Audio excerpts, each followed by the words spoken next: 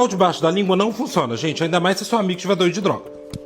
Oi, gente, eu sou o Uno, médico que talvez vai salvar você ou algum amigo no carnaval. Uno Vulpo é médico e criador da página Sento Mesmo, um projeto que fala sobre drogas e sexualidade sem tabu, com muito bom humor e base científica. Até em dia de ressaca o povo quer performar, né? Não existe isso de malhar pra suar o álcool, gente. Dia de ressaca é dia de repouso e líquido. O Uno responde dúvidas que muita gente tem, mas nem sempre sabe onde perguntar. De interações entre substâncias a questões básicas de prevenção, como o uso do preservativo. Antes de abrir, você vai olhar a validade. Porque a camisinha fica guardada na sua casa porque você não usa.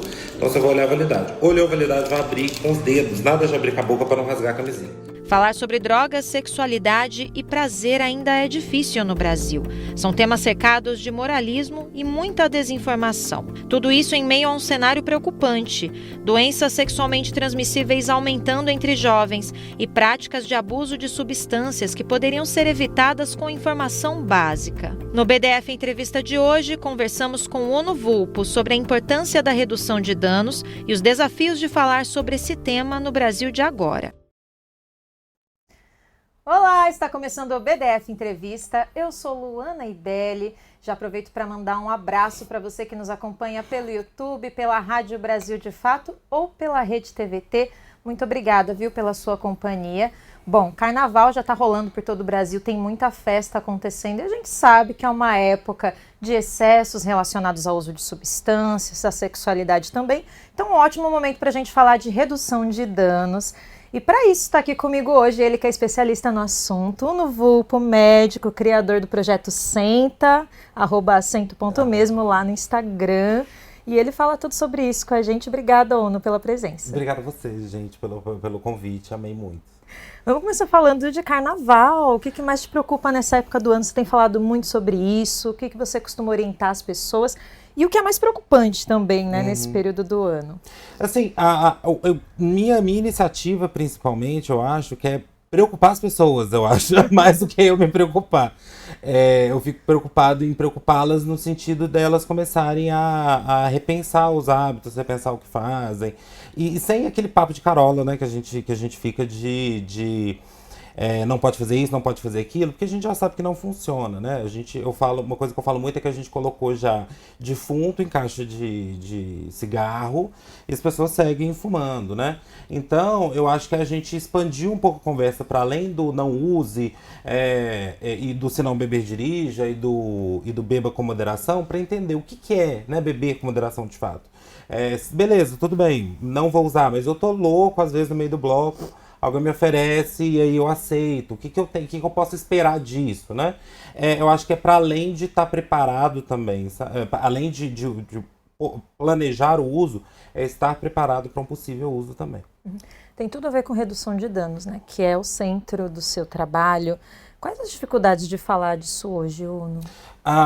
Existe muito preconceito e normalmente os ataques que vêm a mim assim, são relacionados com uma falsa impressão de que é uma apologia, né? Sempre falar, tá fazendo apologia ao uso de drogas, tá ensinando a usar droga. E não é isso que eu faço. Eu falo que eu faço uma apologia ao cuidado, né? Apologia é quando eu minto a respeito de algo. Seria se eu chegasse e falasse, olha, gente, usar cocaína vai melhorar sua vida, vai te dar energia, vai fazer você melhorar no trabalho, você vai ficar mais veloz nas suas atividades, mais ágil, com mais disposição. Quando, na verdade, eu não tô falando isso. Eu tô falando, gente, usar drogas é bom realmente, né? As pessoas usam, vão sentir sensações de euforia, vão sentir sensações de aumento de libido, sensações que elas vão querer muitas vezes, por isso, inclusive, recorrem a elas. Mas junto disso vão sentir, às vezes, mal-estar, vão sentir vários sintomas que são parte dos efeitos colaterais da substância, que é uma droga, tal como a gente compra em farmácia, e que é necessário cuidado com esses efeitos colaterais, né? Para não ter overdose, por exemplo, né? Porque quando a gente fala de overdose, muita gente já associa direto à morte, né? E overdose é quando você passa mal. Então, se eu tenho um porre, tenho um PT, vomito, eu tive uma overdose, né? Como que eu posso prevenir isso? Né? Eu tive o efeito da intoxicação pelo álcool, dos efeitos colaterais do álcool. Como que eu posso reduzir isso? Eu trabalho, eu tenho família, eu tenho um dia seguinte, né? Como que eu posso manter existindo e tendo tudo isso que eu tenho na minha vida, lidando com essas experiências que muitas vezes vão pegar a gente de supetão, né? E vão, às vezes, atravessar a gente em momentos que a gente nunca espera, né? É uma questão de simplesmente não tapar o sol com a peneira, porque quando a gente fala de consumo de drogas, parece que fica tudo muito nesse campo de vamos fingir que isso não acontece, que as pessoas não consomem drogas. E aqui eu tô falando de um amplo espectro de pessoas, né, Ono? É um papo da população mesmo, isso não tá ligado a um espectro político ou a um tipo de pensamento. É uma coisa da população. Então, como que você lida também com essa questão de a gente precisa ser mais claro sobre esses assuntos, como passar por cima dessa sensação de que isso fica lá escondido e que se a gente não falar sobre isso, não vai acontecer? É imaginar que vai acontecer com você, por mais que as pessoas elas imaginam que nunca vão entrar em contato com isso. Eu recebo muitas vezes pacientes, seguidores, e de todos os perfis, de todo perfil de pessoas, assim, de direita, de esquerda, enfim, lados políticos diversos, questões éticas, religiosas, morais diversas, assim, tem gente que faz fake para me seguir, para fazer pergunta. E aí, a gente nunca sabe quando a gente vai entrar em contato com uma substância, quando a gente vai entrar em contato com uma droga psicoativa, né? E aí, muitas vezes pode ser o parceiro. Não, comecei a namorar uma pessoa e a pessoa, por acaso, usa cocaína e não sabia, descobri, mas eu tô amando essa pessoa agora, eu não vou largar ela por causa disso. Mas eu tenho que entender o que acontece, o que ela pode sentir, quando que ela vai ficar doida ou não, se passar mal, o que dá pra fazer. Eu acho que é pensar, entender que as drogas estão aí, né? A gente tem um dos maiores problemas que a gente tem hoje, né? É quanto às questões de tráfico, então não é uma coisa rara, não tá longe da gente. Muita gente tem uma impressão de que, putz, meus amigos não usam drogas, ninguém usa droga, mas a gente não sabe o que a pessoa tá fazendo no privado, né? E entender, então, a proximidade disso e compreender algo que pode te atravessar. Sabendo, inclusive, que um dia, ocasionalmente, você, às vezes, entorpecido, pode acabar aceitando fazer uso de qualquer uma coisa. Ou você decidir realmente fazer uso disso. Você acha que tem uma relação com um certo punitivismo o fato de se evitar falar sobre isso? Ou seja, a partir do momento que você escolheu usar uma substância, você não merece cuidado, é melhor que você sofra as consequências, ou seja, não falar disso de uma forma responsável para que a pessoa fique bem, apesar do uso, de certa forma também está ligado a essa vontade de punir mesmo a pessoa por usar, né, a substância. Você acha que isso também entra na conta? Com certeza. Inclusive a educação médica, de uma forma geral, assim, é muito, muito deficiente nesse sentido. A gente aprende a lidar, às vezes, com overdoses quase fatais, mas a gente não aprende a lidar com uma pessoa que tem dependência e está gestante, uma pessoa que tem dependência e está lactante, né? E aí, se ela acabar fazendo uso de cocaína, ela pode amamentar logo em seguida? Não pode. São dados muito recentes, são estudos muito recentes e coisas muito recentes. Isso tudo vem de uma impressão de que usar drogas ou não, muitas vezes, é uma questão de escolha. Né? A pessoa fala, então, você escolheu, tá usando, é só você não usar. Mas a gente tem fissura, a gente tem questões psicológicas envolvidas. Né? As drogas, no geral, elas são usadas como medicações para diversas comorbidades mentais, muitas vezes, né? Em Berlim, por exemplo, Berlim é muito comum, tem sido muito comum recentemente o uso de speed, que é uma anfetamina que, né, dá energia, muitas vezes aumenta foco, que é da mesma família ali do Venvance, né, que é muito utilizado para TDAH. Mas as pessoas lá em Berlim, por exemplo, estão usando speed para TDAH porque não tem dinheiro para comprar Venvance. Então as drogas, a cocaína, a maconha, são usadas com algum motivo. Seja para aliviar uma ansiedade, por exemplo, que não está tratada nem diagnosticada, seja para aliviar uma questão sexual. E aí, quando a pessoa usa, putz, estou me sentindo bem, aquilo começa a remediar questões dela. E aí, muitas vezes, aí chega no PA, chega às vezes numa unidade básica de saúde, fala que faz uso, mesmo que recreativo, as pessoas, putz, não, então não conversa comigo porque você está fazendo isso aí, porque você é má. Você é uma pessoa má, uma pessoa ruim, você usa porque você é ruim. Não, gente, às vezes a pessoa está usando porque é a maneira dela lidar com os problemas que ela tem que ela nunca conseguiu resolver.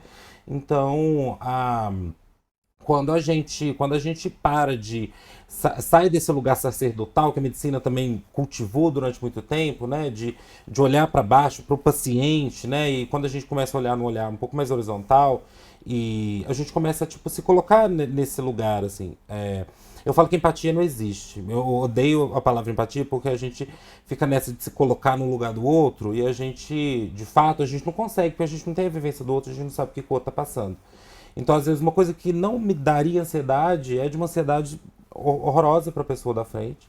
E ela vai tomar decisões na vida aí para lidar com diferentes situações e vai acabar se tornando uma pessoa dependente ou não. E a proporção de pessoas dependentes é muito menor do que as não dependentes, né? Então, existem muito mais pessoas fazendo uso recreativo de substâncias do que pessoas dependentes, realmente. Então, a gente tem aí na cocaína, por exemplo, cerca de 10 a 20% das pessoas vão realmente se tornar dependentes da cocaína após o uso recreativo. Então, a gente tem aí 80, 70% das pessoas, 90% das pessoas fazendo uso de cocaína de vez em quando, às vezes num final de semana, no mês, e não tendo que lidar com problemas de dependência. Mas e aí? A gente vai fechar os olhos e fingir que essas pessoas não existem? Ou fingir que essas pessoas não podem se tornar dependentes? A gente não pode prever um problema e tentar resolver? Sabe? E você falando dessa questão psicológica e da formação do médico, né, de como o médico se coloca muitas vezes nesse lugar sacerdotal, me lembrou uma história pessoal minha, que eu descobri transtorno bipolar depois de um surto psicótico, fui ser atendida no hospital e eu recebi um tratamento muito hostil da equipe de saúde porque eles associavam o meu estado ao uso de drogas, ou seja, mesmo que eu tivesse usado alguma substância, no caso foi apenas a ação natural do meu cérebro ali. Mas eu fiquei muito intrigada com isso, ou seja, uma pessoa que de repente tem uma reação extrema por causa do uso de uma substância vai receber esse tratamento tão hostil da própria equipe de saúde, ou seja, tem um problema na formação do médico. E eu fiquei lembrando que você fala muito nos seus vídeos, né? O médico que conversa com você sobre o que você não fala com o seu médico. Você acha que também existe essa dificuldade dos profissionais de saúde de falar, e é um dos motivos pelos quais as pessoas evitam e não se sentem à vontade de falar, olha, não consegui parar a substância, o que eu faço a partir daqui?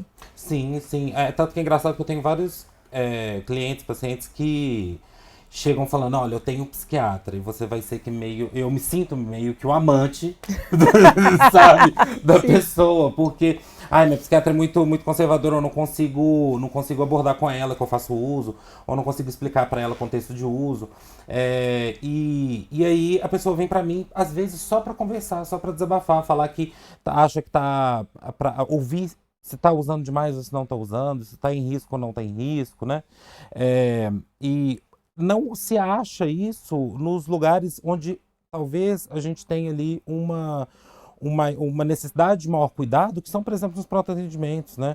No pronto atendimento, o médico não pode colocar ali seu juízo moral, suas questões em xeque, porque tem uma pessoa que pode morrer a qualquer minuto. Então, antes de eu ficar ali, às vezes, tratando essa pessoa com hostilidade, ou às vezes tendo uma resistência muito grande a tratar essa pessoa, eu tenho que ser mais direto, objetivo, falar aqui, o que você usou? Beleza, você usou isso aqui? Então vamos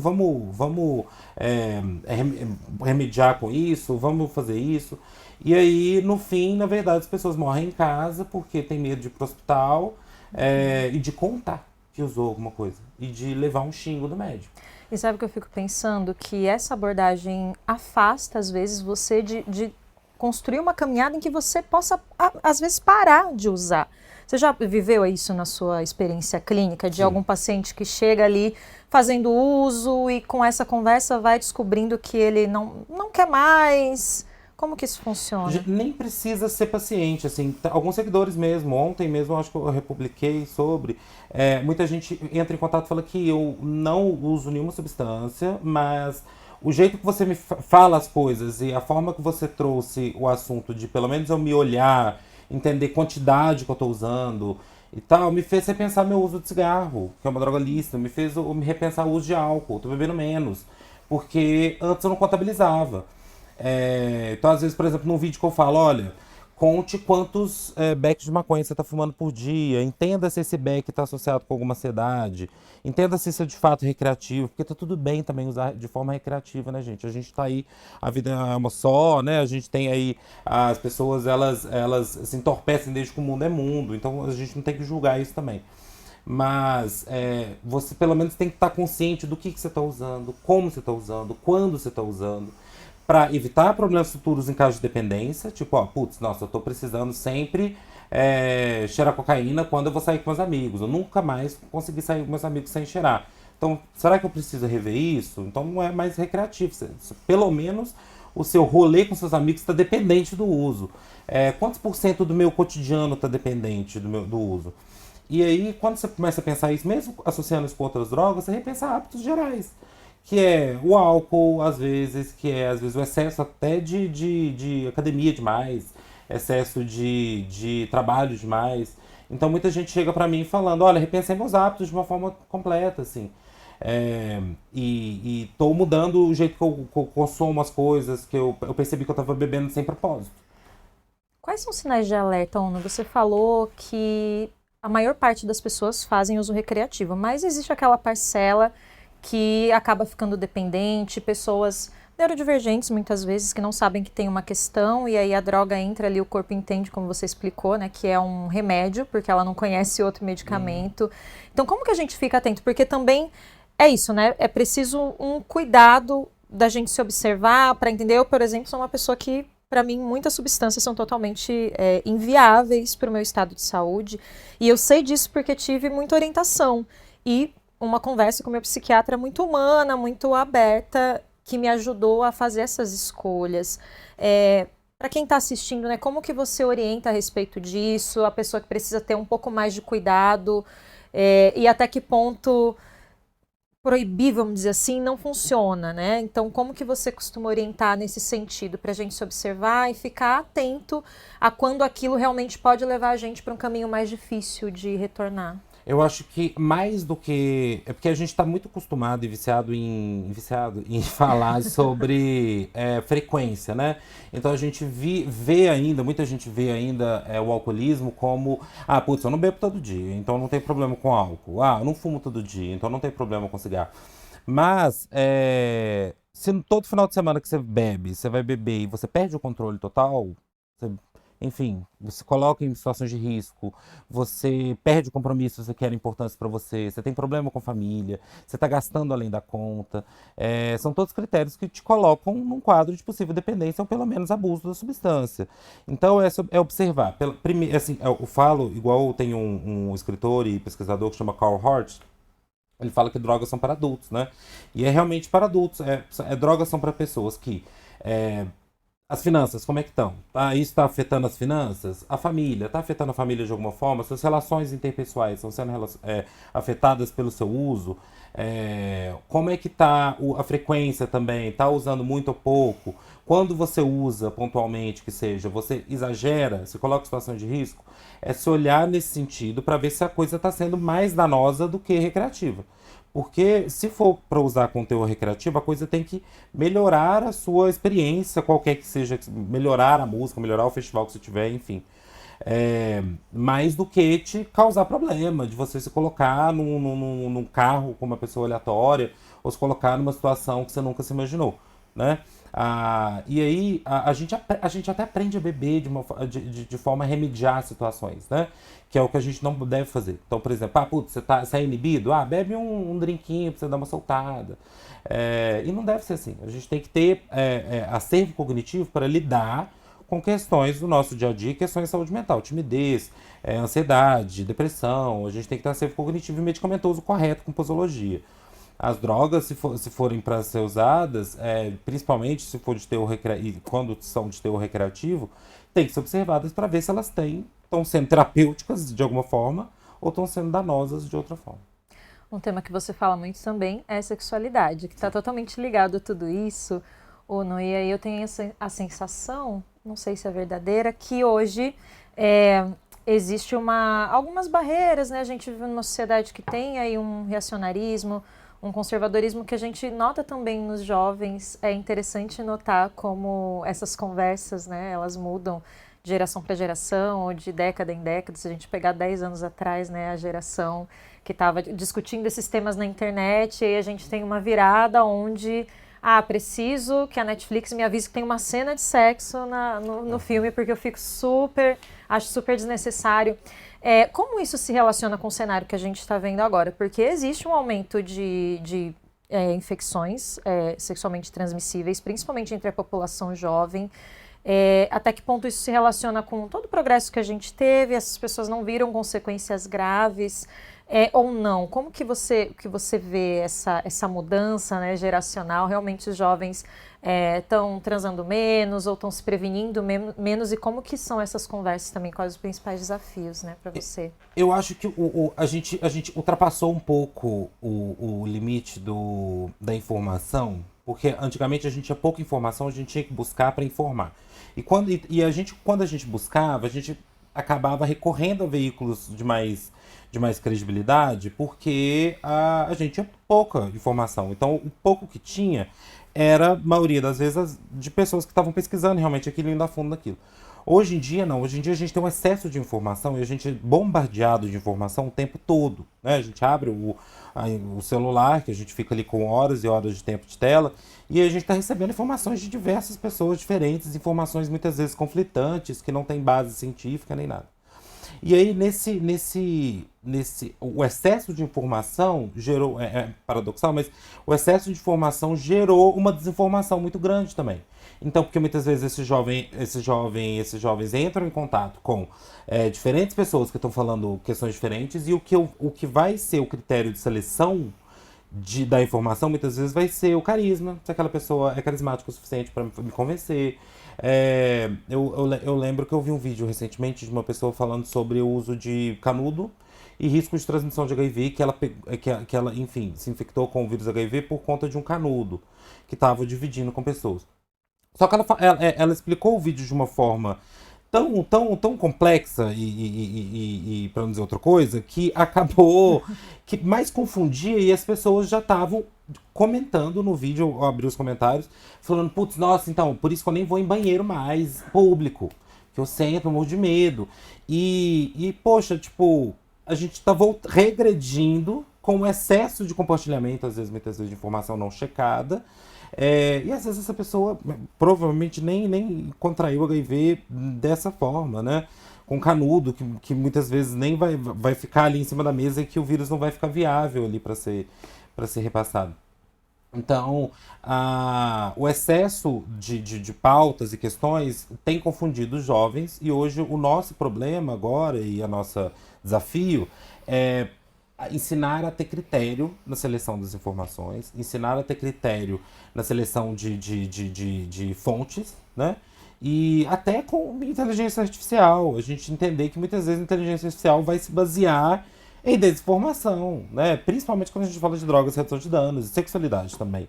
A gente fala porque essas plataformas muitas vezes elas tentam mimetizar o que a gente tem de comportamento comum. E o comportamento comum, quando a gente fala desses dois temas, é basicamente um comportamento mais moral, de tipo, não pode, não pode. Então, se você bota lá, usei isso, ou usei aquilo, ou quero transar dessa maneira, muitas vezes você vai levar um fecho, uma repressão dessa inteligência artificial. Um fecho do chat GPT. Do chat GPT, sabe? E vai sair de lá sem informação, sabe? Então, acho que o nosso desafio agora, frente à juventude, principalmente por conta uma das causas desse aumento de infecções sexualmente transmissíveis que a gente está tendo, tem tanta informação que ou eu não consigo associar nenhuma delas, ou eu estou aprendendo errado, literalmente, porque eu estou confiando em fontes equivocadas. Ou seja, a gente volta para o básico. A gente até colocou no começo do nosso programa um vídeo em que você explica o uso da camisinha. Isso era uma coisa que a gente tinha há muito tempo atrás, na escola, com a banana, né? Uhum. Tinha esse...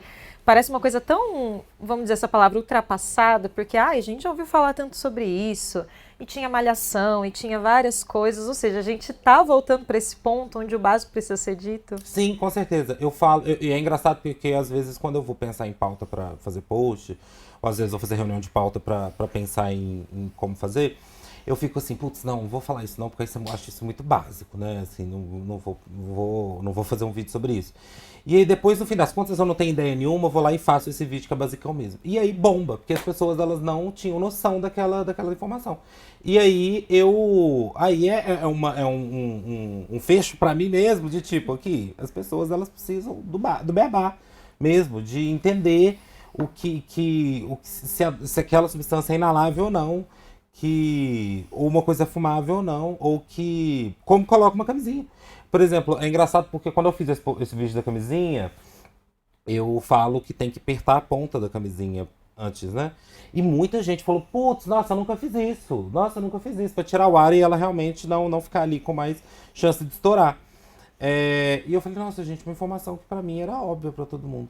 Então, como a gente acha que tem por ter tanta informação sendo divulgada de diferentes formas do mundo, a gente acha que tudo que já foi falado já foi absorvido por todo mundo.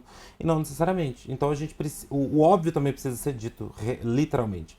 Então, explicar para as pessoas que camisinha não pode ser reutilizada. Eu lembro que quando eu tava trabalhando no interior, trabalhando no sul de Minas.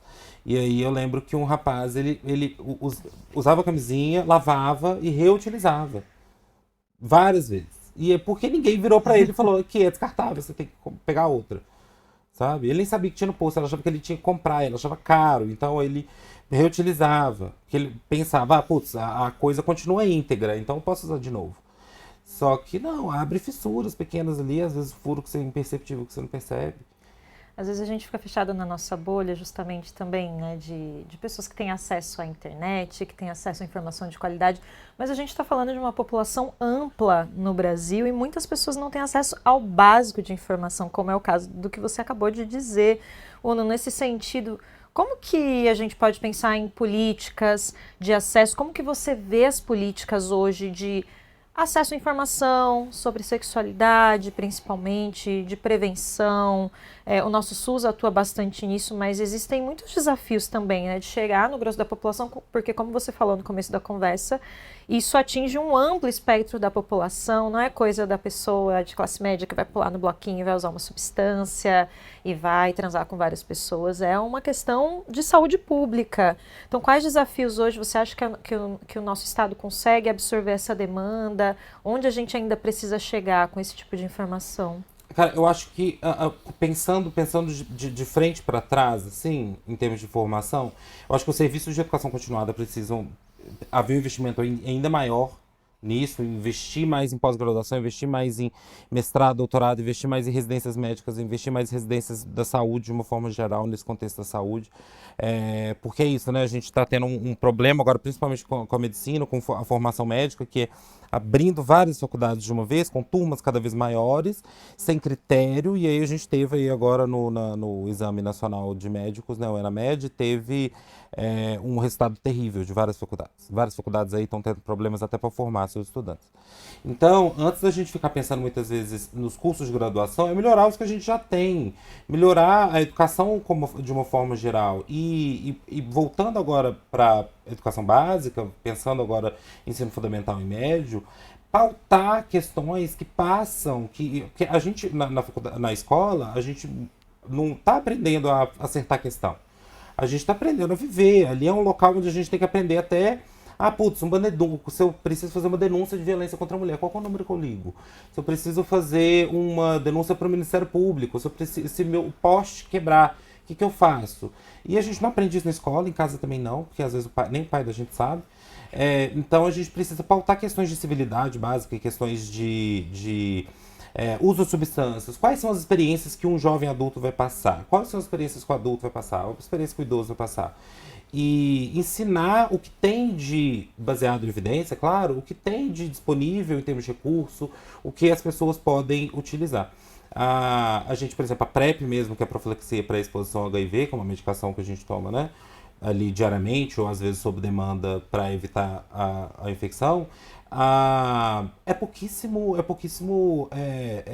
sabido pelas pessoas a respeito. E aí, por mais que a gente divulgue pra caramba, que a gente fale pra caramba, que a gente faça panfleto, que a gente faça ação, muita gente ainda não sabe. E aí, quando eu vejo, quando eu chego às vezes num posto de saúde, afins, que prestam esse serviço, eu falo, eu quero uma PrEP. E aí a recepcionista não sabe o que é. Então, a gente subestima, às vezes, fechando a informação para determinados nichos educacionais. Então, a gente vai ensinar o médico só a falar sobre isso, o enfermeiro só a falar sobre isso, quando a gente precisa ampliar mais esse ensino, investir mais, principalmente em educação continuada, para todas as áreas que podem ser atingidas com educação de saúde, por exemplo, com informação de saúde, né? Então, a recepcionista tem que entender o básico também do que está se passando lá em cima. E eu acho que isso seria um primeiro passo, assim, para a gente começar a dar critério para as pessoas de como selecionar a informação. Né? Porque quando eu ensino uma pessoa o que é uma medicina baseada em evidência, o que é eu fazer uma pesquisa, o que é eu buscar uma evidência científica, basta ter artigo científico? Porque artigo científico tem de tudo provando nada. Né? Então não basta só fazer isso. Como é que eu seleciono? Ensinar isso desde o mais cedo possível para essas pessoas manterem aí e serem mais exigentes com o conteúdo que chega para elas. Né? E também, acho que legislar agora, eu acho que está até entrando isso em pauta, legislar como que esses conteúdos são divulgados, para que conteúdos, por exemplo, que têm aí uma responsabilidade, que divulgam questões falsas e afins, sejam cada vez mais checados. Né? Que é uma coisa que a gente estava indo nesse caminho, só que eu sinto que parou, assim, a gente não está mais nesse lugar de putz, esse post aqui realmente é checável ou não. E agora com o IA, a gente pode colocar o Drauzio Varela falando por inteligência artificial que pode fazer isso, pode fazer aquilo. Né? Até que ponto essa regressão se relaciona também com esse movimento que a gente viveu nos últimos anos de ascensão de extrema-direita? Você acha que essa ascensão conservadora também tem impacto nessa dificuldade de chegar nas pessoas, nessa dificuldade de fazer políticas públicas que resolvam, que consigam melhorar, fazer a gente avançar nesse assunto? Sim. Eu acho que porque quando a gente fala... É louco porque até o público mais conservador, então a pessoa mais conservadora que a gente conhece, ela vai ter essas questões. Ela vai perder a virgindade, ela vai usar maconha por uma vez, ela vai fumar um cigarro. E aí, então essas pessoas vão passar por questões que atravessam.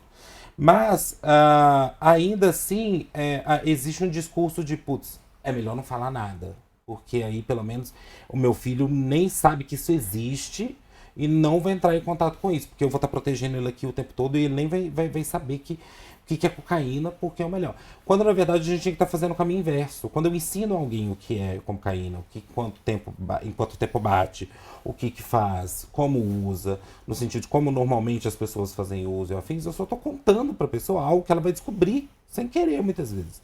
Né? Um exemplo prático é questões sexuais.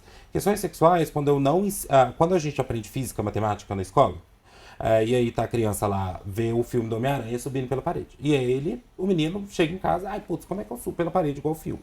Aí eu chego na escola, chega minha professora de ciências, física, matemática e fala que não tem jeito, amor. Não tem como subir pela parede, que ele é um filme ficcional. Mas sexo. Sexo, por exemplo, muitas vezes a pessoa vai chegar, vai assistir um filme pornográfico em casa e ela não tem um contraponto lógico e racional na escola ou em algum local de falar, então, não é assim. Essa pessoa está usando um remédio para ficar ereta desse jeito. Essa pessoa está usando essa ejaculação volumosa não é real, é um efeito cenográfico. Isso não acontece de verdade. Você não precisa tratar uma pessoa assim. Você não precisa... um flerte não acontece dessa forma que está aí. Mas não tem isso. A gente só vê e aprende. E aí, como não tem ninguém para perguntar, porque também o conservadorismo não permite que eu aborde, pergunte o que é um orgasmo, o que é isso, o que é o gozar. Eu vou aprender nesses meandros aí que eu tenho no meio do caminho. Então eu vou entender, putz, como é que eu boto uma camisinha? Deixa eu assistir o filme pornô que eu vou entender. Aí a camisinha já tá botada lá. Putz, então eu vou ver como é que eu faço aqui. E aí eu não entendo que eu preciso apertar a pontinha para descer. Mas muitas vezes a ascensão, principalmente dessas questões, da direita, principalmente nesses espaços educacionais, é contrária a gente falar sobre sexo, falar sobre gênero, falar sobre identidade de gênero, falar sobre questões de diversos méritos, né? E aí a pessoa, por exemplo, às vezes vai ter que aprender na rua, aprender nas experiências individuais, se traumatizando de diferentes formas. E virou um problema de saúde pública, inclusive, né, ou não? Sim, exato, porque, por exemplo, no caso de mulheres trans, que é um público que eu trabalho na rede Sampa Trans, que é uma rede de cuidados a pessoas trans, E muitas meninas, enfim, resolvem sair de casa, resolvem iniciar a hormonização ainda muito jovens, né? E aí, em casa não tem apoio, na escola ninguém sabe nada sobre, ninguém me ensina nada, na internet tem pouquíssimas fontes confiáveis de informação. Elas vão pra rua e vão aprender com uma travesti que elas conhecem na rua, que, ai não, você vai enfiar tantas injeções de Perlutan, que é um hormônio, tantas vezes na semana. Ah, se você quiser aumentar a sua bunda, você pode colocar silicone industrial, tudo bem. Não vai dar nada. E aí a pessoa vai aprendendo e aí, putz, tem efeito colateral e tá dando problema e tal. E aí isso gera um problema pro Estado, porque aí eu vou ter que resolver. Essa pessoa pode falecer, essa pessoa pode ter complicações desse uso, essa pessoa pode acabar tendo doenças crônicas, né? Coisas que são completamente evitáveis com informação. Quando eu chego na pessoa e abro o verbo, tipo, você tá pensando nisso? Você tá pensando em usar droga? Os efeitos colaterais são esse. Normalmente as pessoas fazem assim assado. Não se engole essa substância, porque se você engolir você vai falecer. Então a gente poderia evitar muito problema se a gente simplesmente resolvesse falar de assuntos que a gente faz, que a gente vivencia, que a gente conversa às vezes entre amigos íntimos, mas que a gente tem medo, por conta desse conservadorismo, de compartilhar com o médico. E tem medo com razão, porque a maioria dos médicos vai xingar de volta, né? Pois é. E aí você tocou num ponto também importante, né, que tem populações ainda mais vulneráveis dentro da população em geral, corpos dissidentes, que estão ainda mais sujeitos às consequências negativas de não ter acesso a esse tipo de informação. Também é um ponto que a gente precisa estar atento, né, Uno? Sim, com certeza, porque populações mais vulneráveis, né, grupos minorizados, né, de diferentes méritos e regiões, enfim, escolaridades, a gente já tem dificuldade de acessar pessoas que têm, às vezes, um poder aquisitivo alto, são o homem cis branco, hétero, de classe média alta, ele já tem dificuldade de acesso à informação. Imagina essas pessoas que não sabem, nem formaram no ensino médio, não têm o mínimo de noção do que é fazer um filtro de informação e vão acreditar no que está falando, vão acreditar, e aí o critério vai ser o carisma, basicamente, vai ser, eu vou acreditar porque essa pessoa, eu confio nela, essa pessoa me parece ser bem vivida, essa pessoa, ou eu vi na internet, eu vi alguém fazendo no filme, e aí eu acho que fumar é assim, beber é assim, né? Eu lembro que é engraçado, porque eu lembro que quando eu assisti, eu acho que foi Senhora do Destino, e aí uma menina engravida, eu era bem novo, e aí uma menina engravida na novela, logo no dia seguinte ela tava grávida e ela no dia anterior ela tinha beijado só o rapaz, eu não tinha entendido que ela tinha transado. E aí eu falei, putz, então se beijar, engravidou.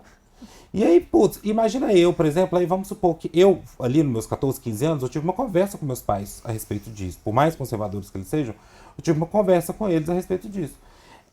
Mas se uma pessoa, por exemplo, que é expulsa de casa, uma mulher trans, por exemplo, que é expulsa de casa com 13, ela às vezes vai sair de casa e vai ter a primeira experiência sexual dela ali, às vezes, no primeiro dia que ela sai de casa. E não vai saber o que fazer, né? E aí vai, às vezes, passar por um abuso, um assédio, né? Por exemplo, eu mesmo tive uma educação muito conservadora que eu não sabia nada sobre drogas, nada sobre nada. E aí, às vezes, eu vou estar na rua, vou estar bêbado, vou beber mais do que eu deveria, porque eu não sei quanto que é o máximo que eu devo. E aí, às vezes, eu vou aceitar uma mistura que eu não deveria fazer. Vou aceitar uma substância que eu não deveria aceitar. E aí, vou, às vezes, ter problemas com isso, né? E o GHB mesmo, que é o ácido hidroxibutírico, que é uma substância que vem sendo bastante usada pelo público mais jovem, assim, principalmente para sexo, é uma droga que ela tem um limiar de tóxico muito pequeno. Então, poucos ml a mais já podem causar perda de consciência, já podem causar coma. E é a droga que é usada como Boa Noite Cinderela. E aí, às vezes eu tô na balada, o menino fala pra eu dosar na tampinha, eu vou lá, acho que eu doso a tampinha inteira, meia tampinha, vou, bebo, tenho uma parada cardíaca e morro por causa disso. Eu acho que o meu maior medo é morrer, chegar no céu no inferno, falar, putz, nossa, caí aqui do nada, o que aconteceu? Não sei nem como eu morri, sabe? De desinformação, porque eu tava ignorante, não sabia que eu não podia entrar naquela rua. Ninguém me falou. Pois para a gente finalizar, justamente isso, você como ativista da causa redutor de danos, qual a sua expectativa, né, para nos próximos anos? Como que a gente pode falar melhor sobre esses temas? Qual a sua esperança em relação às pessoas terem mais informação e justamente não caírem, né, nessas dificuldades, né, que você mencionou? Acho que a primeira coisa é a culpa, gente. Tá tudo bem se passar, tá? Tá tudo bem, tá tudo bem exagerar, tá tudo bem às vezes usar alguma coisa, tá tudo bem se você teve experiências na sua vida e acabou.